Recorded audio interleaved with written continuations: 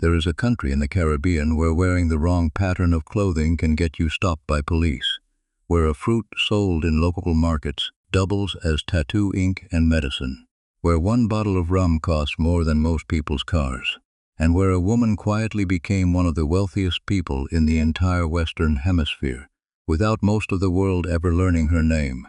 This is Trinidad and Tobago. 2 islands, 1 nation, and by far one of the strangest, richest, most contradictory places on Earth. It is small enough that you could drive across it in an afternoon, yet it holds one of the highest GDP per capita figures in all of the Americas. It has produced world champion sprinters, a Miss Universe who changed the pageant forever, and at the same time, it has quietly become one of the most dangerous transit points for narcotics in the hemisphere. Most people know almost nothing about it. They picture a beach, maybe a steel drum, maybe carnival, and that is where the picture ends. But underneath that postcard image is a nation shaped by 5 empires run in part by hidden cartels, home to the hottest peppers on the planet, and the birthplace of a sport so bizarre that once a year an entire town shuts down to watch men sprint behind goats. Stick with us until the end, because the final fact on this list is the one that put Trinidad and Tobago on the world stage for the very first time, and almost nobody remembers how it happened. We are going to walk through 15 facts that most people, even seasoned travelers, have never come across, ranging from strange laws and quiet fortunes to record-breaking heat and genuinely dangerous power struggles. Every single one is true, and by the time we reach the end, you'll understand why a country this small has managed to leave such an outsized mark on the world, for better and for worse.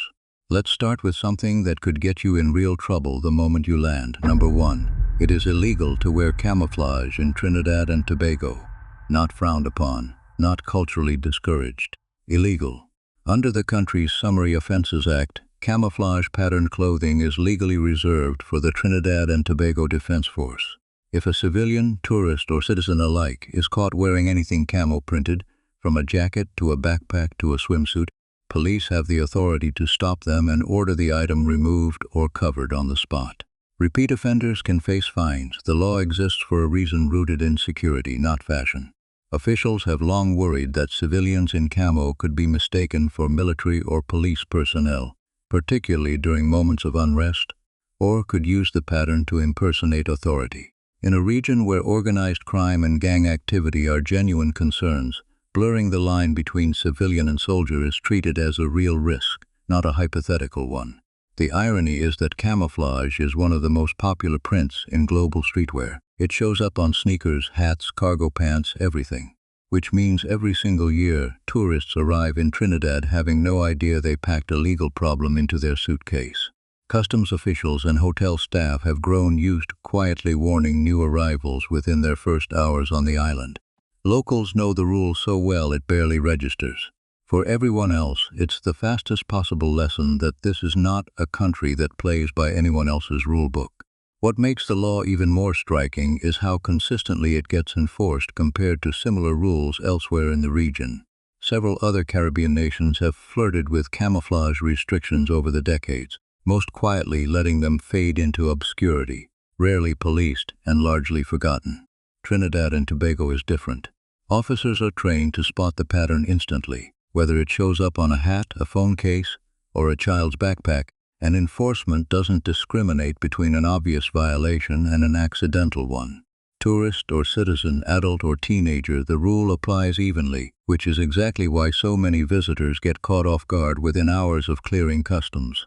Travel guides now routinely flag it as one of the first things to know before packing for the islands, right alongside advice about sun protection and hydration, a small but telling sign of how seriously the country treats a rule most outsiders would never expect to exist in the first place. Number 2. The best cocoa on earth might not come from where you think. Say the words fine chocolate, and most people picture West Africa, Ghana, the Ivory Coast, or maybe Ecuador and Indonesia. Almost nobody says Trinidad. And yet, some of the most sought-after cocoa beans on the planet are grown right here, on plantations that have existed since Spanish colonists first planted cacao trees centuries ago. The reason comes down to genetics.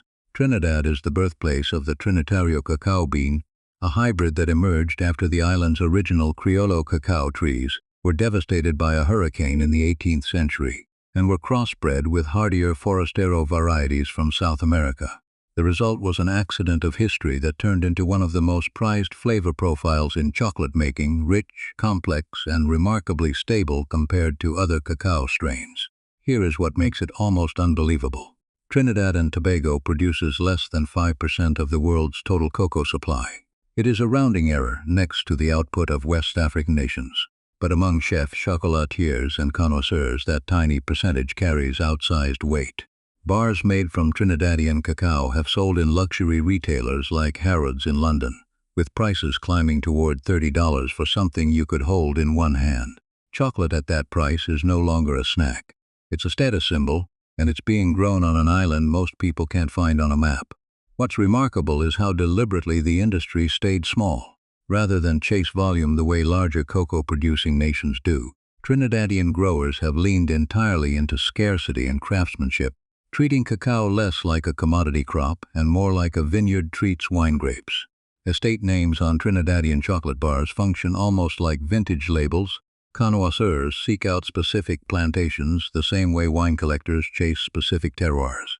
It's a strategy that shouldn't work for a country this small, competing against nations that grow cacao by the millions of tons, yet somehow it does, precisely because it never tried to compete on scale in the first place.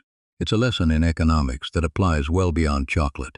Sometimes the smallest producer in a market isn't trying to win the market at all, they're simply trying to own a corner of it, so completely that scale stops mattering. Number 3. This might be the most culturally blended nation on the planet. If you tried to draw a single clean cultural identity for Trinidad and Tobago, you would fail, and that failure is actually the point. Few nations on Earth carry as many layered influences as this one. Spanish colonists arrived first, followed by the French, then the Dutch briefly staked a claim, and eventually the British took full control and held it the longest. Meanwhile, waves of West African people were forcibly brought to the islands through slavery, and later, indentured laborers arrived from India, transforming the population once again.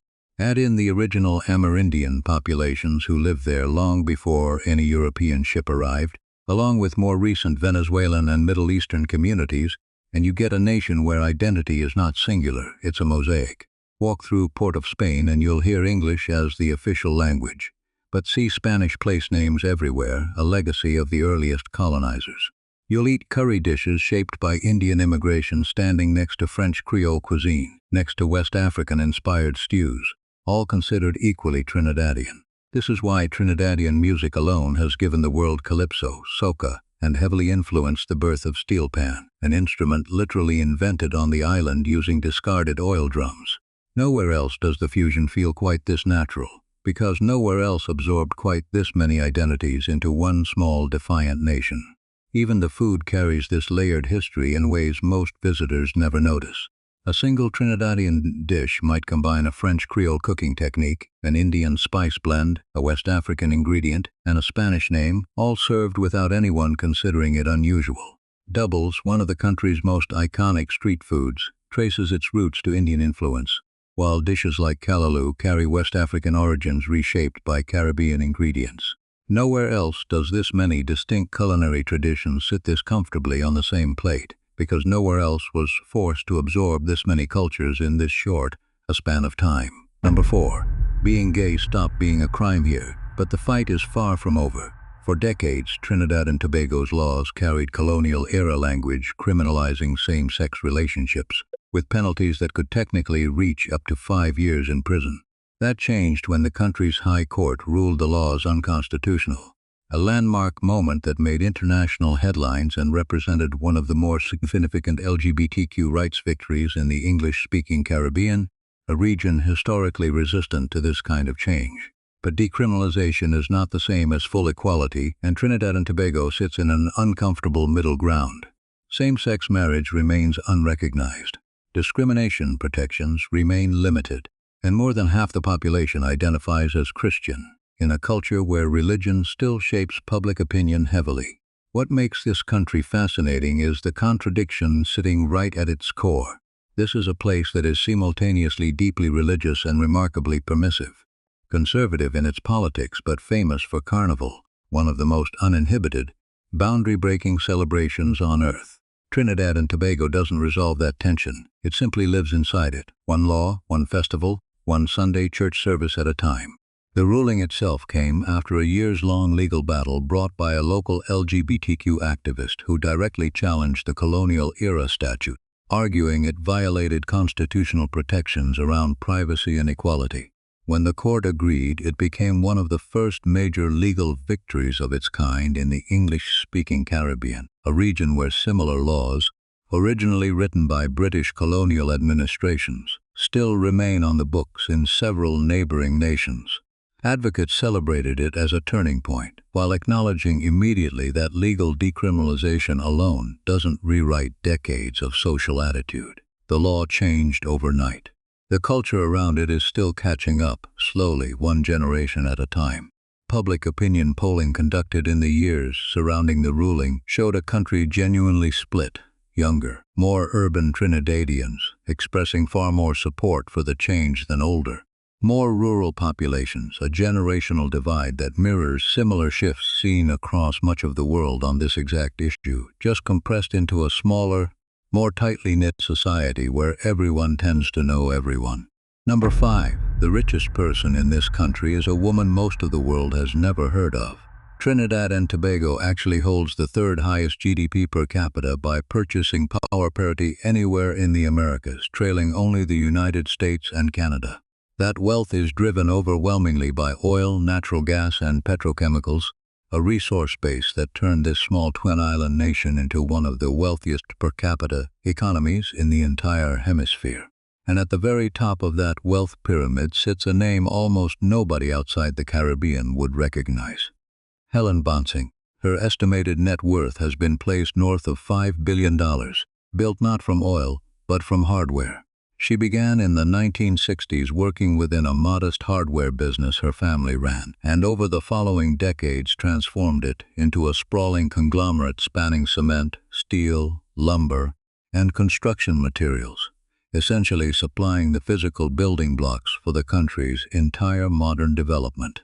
What started as a local supply shop became a household name across Trinidad, run by a woman who built one of the largest private fortunes in the Caribbean almost entirely outside the global spotlight. While the world's business press obsesses over billionaires in New York, London, and Silicon Valley, one of the wealthiest self-made women in the Western Hemisphere has been quietly running her empire from Port-au-Feu, Spain the entire time. What makes her story even more remarkable is the era she built it in. Bonsing started her business career at a time when women running major conglomerates anywhere in the world were the exception, not the rule, let alone in the Caribbean, where family businesses were almost universally passed to sons rather than daughters. She didn't inherit an empire fully formed. She inherited a starting point, a modest operation, and turned it into something that now touches nearly every major construction project across the islands, from private housing developments to government infrastructure. Her name rarely appears on international rich lists, largely because so much of Caribbean wealth stays outside the reporting systems Western financial media relies on.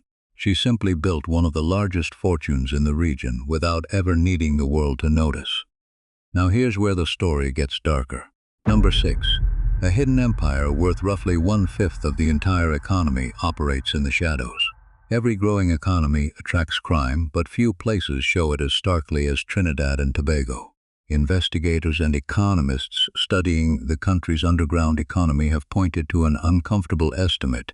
Roughly 20% of the nation's informal economic activity is tied to narcotics trafficking, an almost unbelievable share for a country this size. The trade is largely controlled by two dominant networks, one rooted in the Syrian and Lebanese immigrant business community, whose legitimate commercial fronts have allegedly provided cover for smuggling operations. The other built within the Indo-Trinidadian community, forming a rival network competing for control of shipping routes that connect South American cocaine supplies to markets in North America and Europe. What makes Trinidad's position so valuable to traffickers is timing as much as geography. Cocaine produced in Colombia, Venezuela, and other South American source countries needs a staging point before it can be broken into smaller shipments and moved toward North American and European markets. And Trinidad's dense shipping traffic, legitimate container exports moving in and out constantly, provides exactly the kind of cover that makes detection difficult. A single suspicious shipment stands out.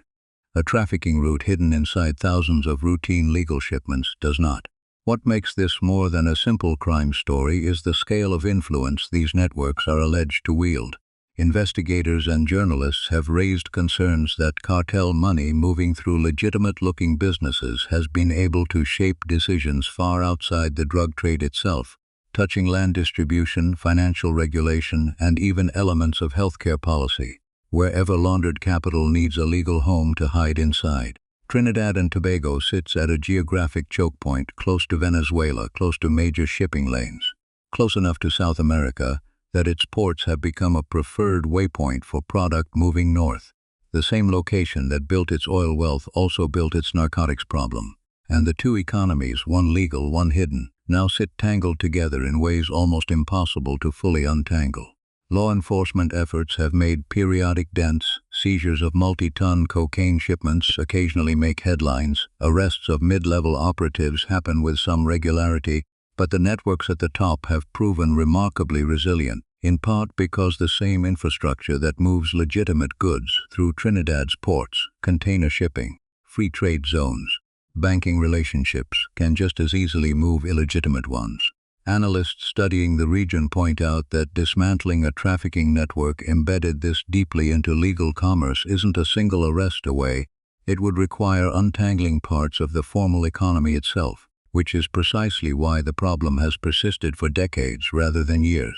Number 7. One of the country's most powerful men has spent years fighting to clear his name and losing.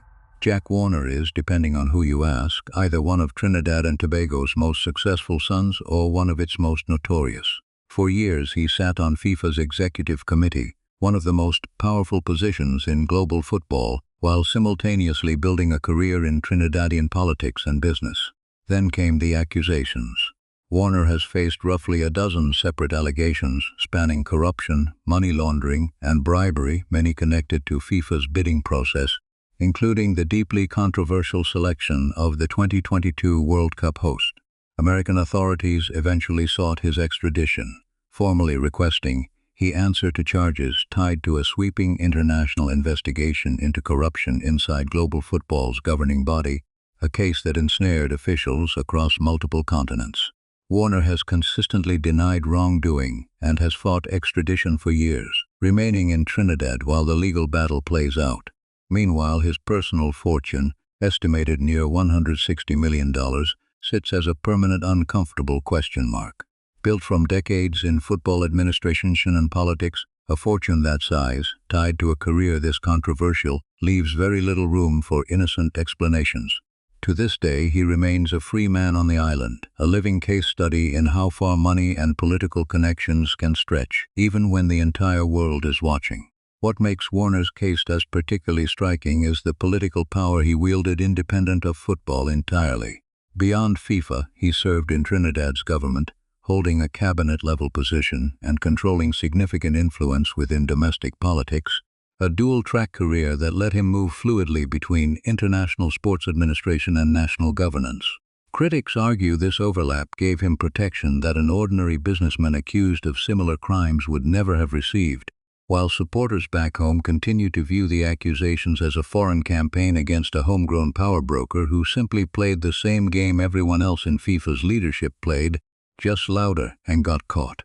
That divide between those who see him as a scapegoat and those who see him as simply the one who got exposed first remains one of the more polarizing subjects in Trinidadian political conversation to this day, decades after the allegations first surfaced. Number 8. An Olympic gymnast became one of the most resented athletes in her own country, and she barely competed. At the 2016 Rio Olympics, Trinidad and Tobago sent exactly one female gymnast. Her name was Marisa Dick, and instead of being celebrated as a national representative on the world's biggest stage, she became a target of intense public resentment back home.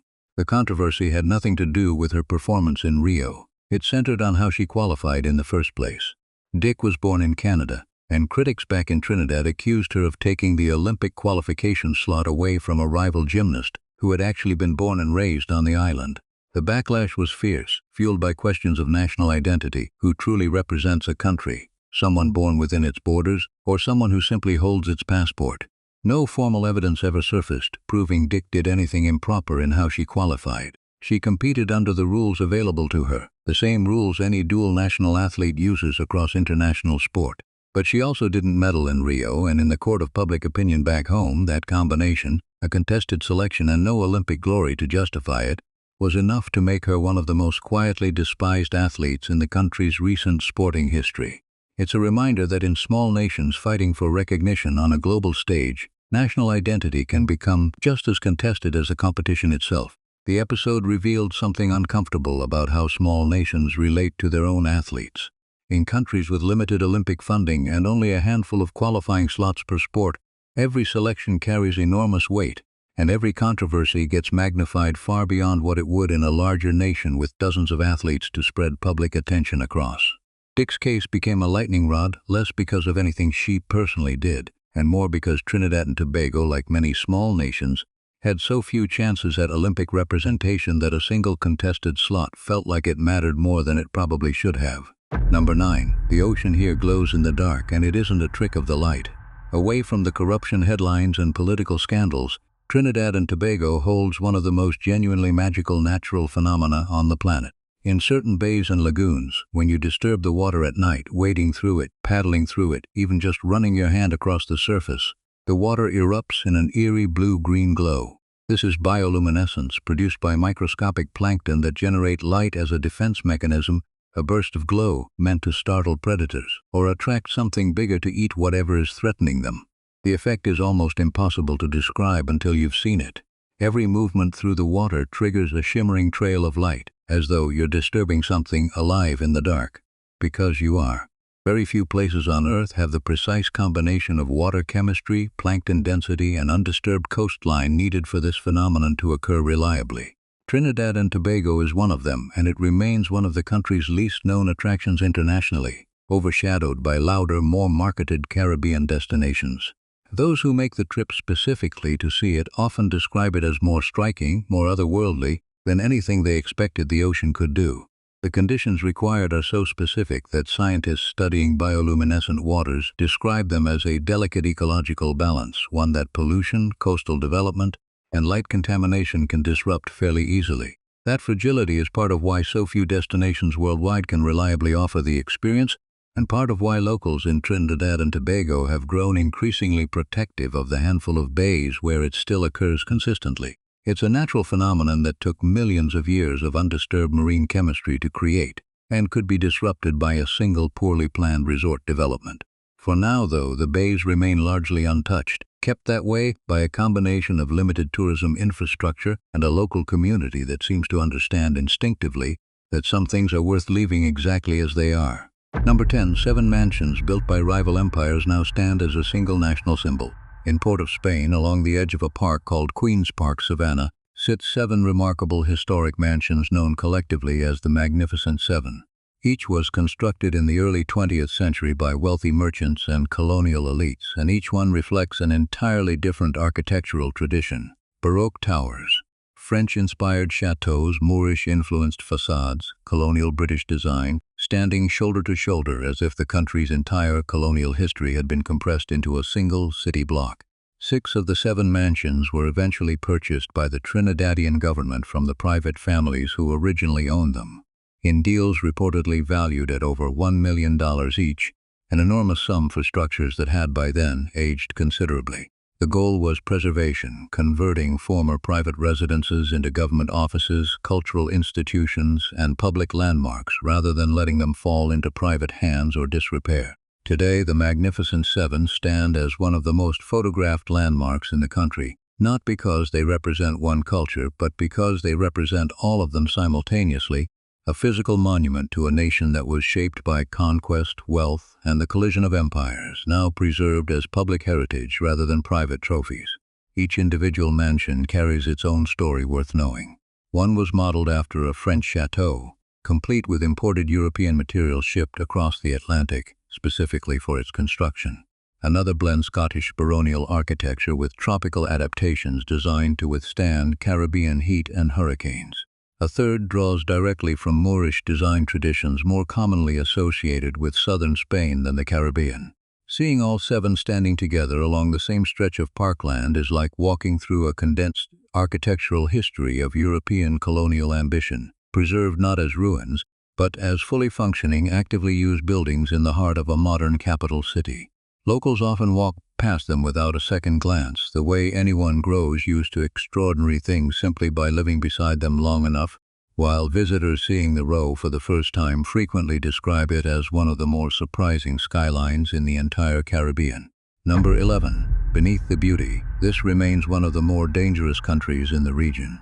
For all its wealth, culture, and natural beauty, Trinidad and Tobago carries a crime rate that ranks among the higher figures in the Western Hemisphere.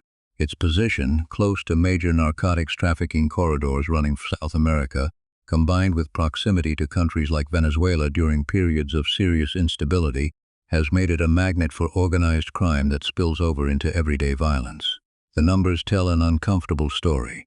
Certain years have seen homicide rates climb high enough to place Trinidad and Tobago among the more dangerous nations tracked globally, driven largely by gang violence and the drug trade discussed earlier, rather than random street crime. For tourists, the practical risk is usually lower than headlines suggest. Concentrated in specific neighborhoods rather than spread evenly across the country, but officials and travel advisories consistently recommend caution, avoiding isolated areas after dark, using registered transportation, and staying alert around public transit hubs. It's the uncomfortable trade-off sitting underneath everything else on this list.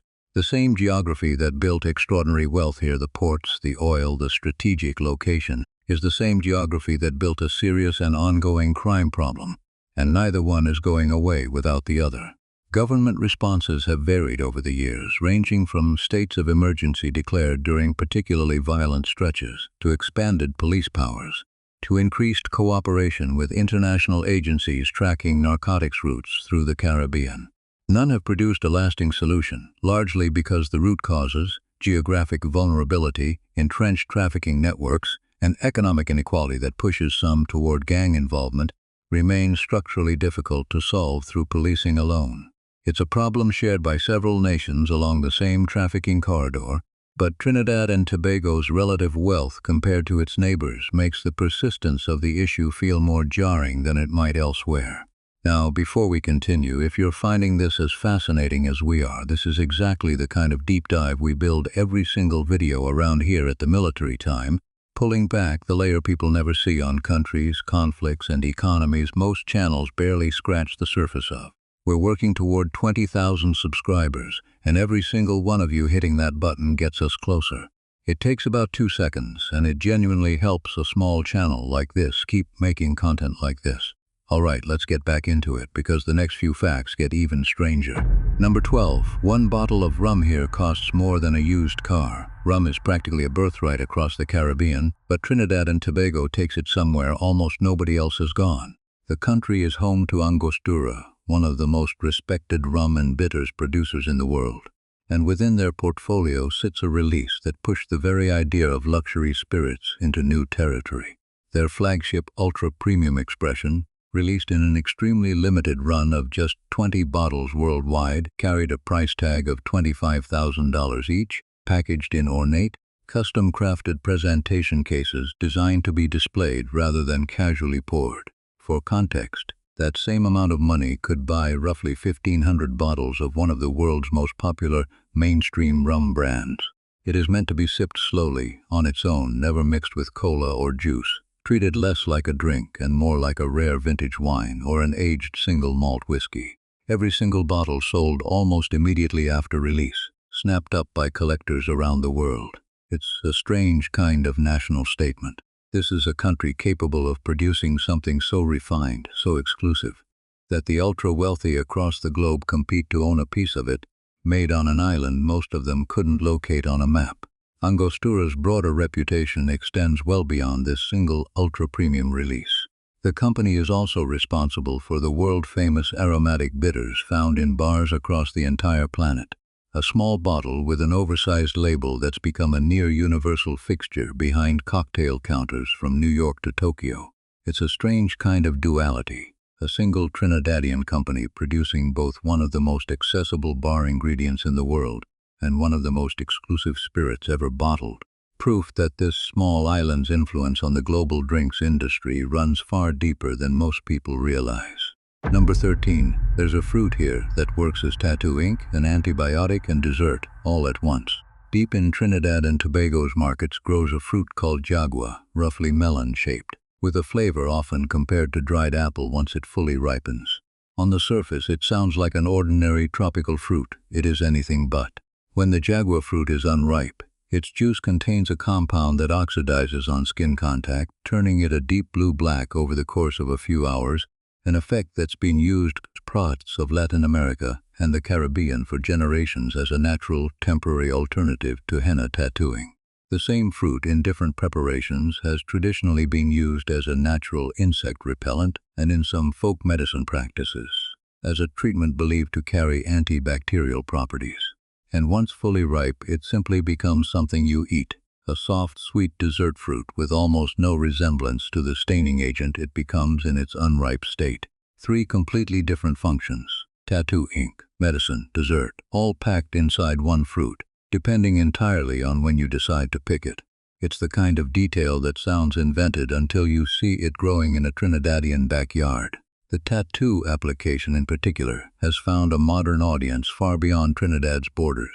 As interest in natural temporary body art has grown globally, jagua-based ink has gained traction internationally as an alternative to henna, marketed specifically to people seeking a darker, longer-lasting temporary tattoo without the allergic reactions some experience from synthetic dyes. What began as a traditional practice, passed down through generations in Trinidad and neighboring countries, has quietly become a small but growing export product. One more example of local knowledge finding unexpected global relevance.